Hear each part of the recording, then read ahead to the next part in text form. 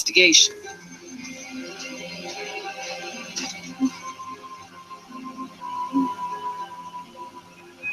Joanne has just 2 hours to identify Lady X as Nefertiti. She's a real enigma. Now I'm here, literally face to face with this woman. It is so reminiscent of a very famous piece of sculpture. I mean, purely from a visual point of view, it is a striking similarity. The long neck is a clue. So is the band mark around the head. Beneath her high crown, Nefertiti's head was shaved, a precaution against lice, disease, and the Egyptian heat.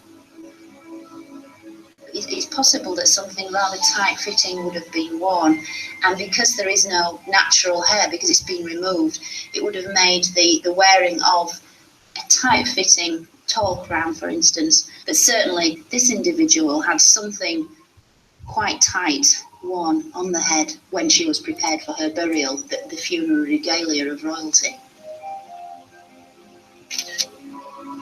Another distinct feature appears in some depictions of Nefertiti: double ear piercing. And interestingly enough, the left ear has been pierced not once but twice. I'm not aware of any other examples of doubly pierced ears from pharaonic Egypt. For Joanne, the double ear piercing is compelling evidence. Damage to the mouth reveals another tantalizing clue. And then in the middle of all this, all these wonderful clues, you have perhaps the most telling thing of all, you have this terrible malicious damage. But after death, someone hated this woman so much, it appears, that they wanted to literally smash her face in with some kind of blunt instrument. It is just quite amazing. It really is quite extraordinary. I'm almost lost for words. After Nefertiti's death, almost all depictions of her were mutilated. The damage to the face fits the pattern. This is somebody inflicting real hatred on this face. It would be very much in keeping if this woman had attained great power in her life and had, I don't know, annoyed certain individuals, if you like, a terrible thing to do to what originally would have been a very beautiful face. Smashing the face meant the mummy couldn't speak its name to the gods and enter the afterlife.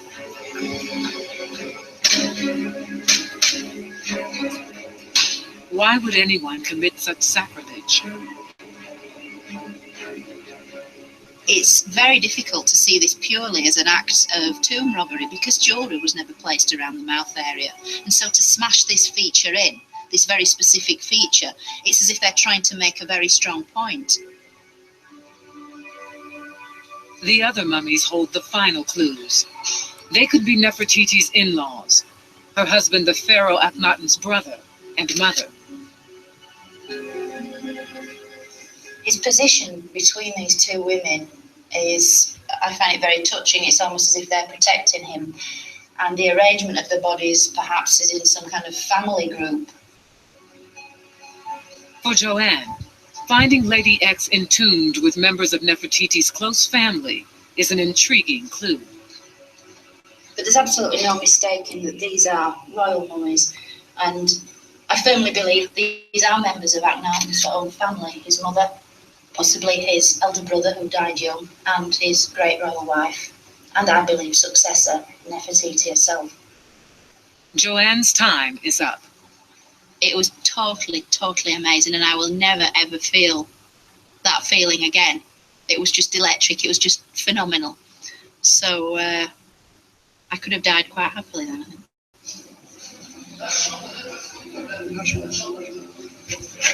The mummies are walled up again.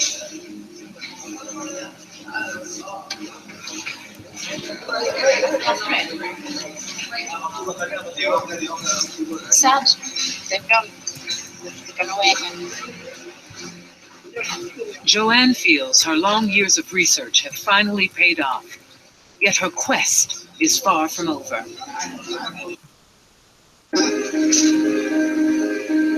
To prove her theory to the world, she must examine the mummy again, this time with the latest technology.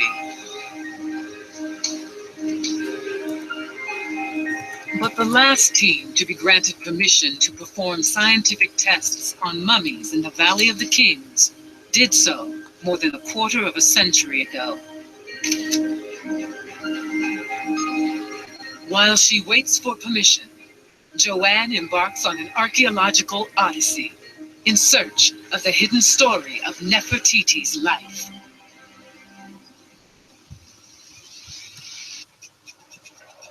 Egyptologist Dr. Joanne Fletcher has inspected the mummy she believes is the legendary Queen Nefertiti. She's a real enigma. Joanne waits for permission to scientifically examine the mummy.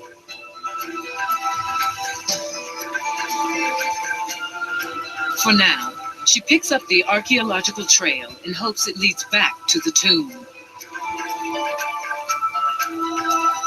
Her quest begins on the west bank of the Nile, in the ruins of Malkata.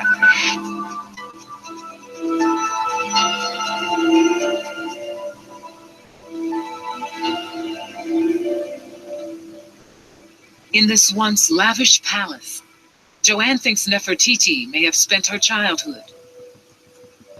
And here she finds her first clue. Oh, wow. That's fantastic.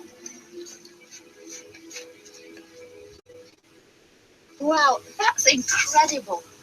Look at that. That has been in there almost 3,500 years, as fresh as the day it was painted. And these are the actual colours, the actual wall scenes, the decoration that all the Amarna royals would have seen. Amenhotep III, Akhenaten, Tutankhamun, of course Nefertiti.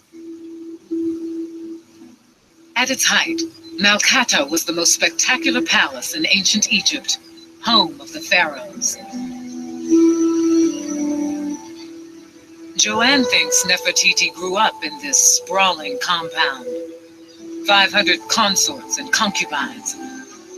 The vast harem of Amenhotep III, one of Egypt's greatest pharaohs.